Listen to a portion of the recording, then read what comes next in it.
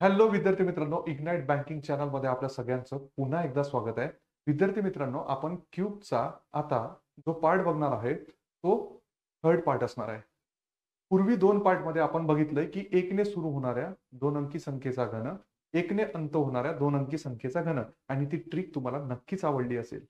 तो विद्यार्थी मित्रांनो, तिसऱ्या पार्टमध्ये आपण बघणार आहे की सेम नंबर जो आहे, सेम नंबर म्हणजे काय 11, 22, 33, 44 तर याचा घन कसा काढायचा? प्रोसेस सेम आहे. फक्त इथे आपल्याला काय लक्षात घ्यायचंय ते बघून घेऊया.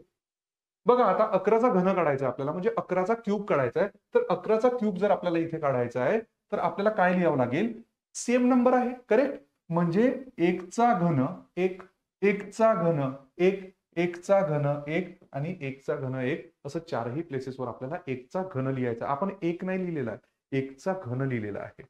मग बाकी पूर्ण प्रोसेस सेम असणार आहे. पहिल्यावर क्रॉस, दुसऱ्यावर शेवटावर क्रॉस आणि मधली जी व्हॅल्यू आहे ती इंडिव्हिज्युअली आपल्याला काय करायचं आहे? डबल करायची आहे. म्हणजे 1चा डबल म्हणजे 2, 1चा डबल म्हणजे 2 आणि सिम्पली शेवटी काय करायचं आहे? ॲडिशन करायची आहे 1, 3, 3, 1.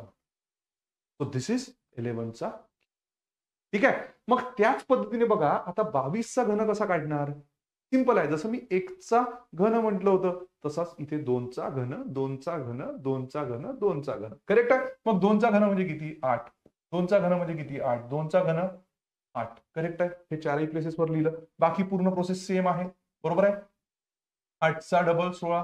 8चा डबल 16 गाईज. ठीक आहे? 8. 16 अधिक 8 किती रे? 24. मग कॅरी किती? 2. ठीक आहे? इथे 24 अधिक 2 किती होणार? 26 आणि 8 अधिक 2 10 म्हणजे 10648 is a cube of what? 22. समजलाय?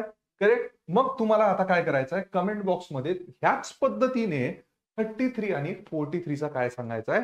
Cube सांगायचा आहे गाईज आणि नक्की कमेंट बॉक्समध्ये मला कळवा. सो व्हिडिओ आवडल्यास नक्कीच लाईक, शेअर, सबस्क्राईब करत चला विद्यार्थी मित्रांनो आणि पुन्हा एक नवीन व्हिडिओसह भेटूया. तोपर्यंत तुम्ही तुमची काळजी घ्या. So thank you very much guys.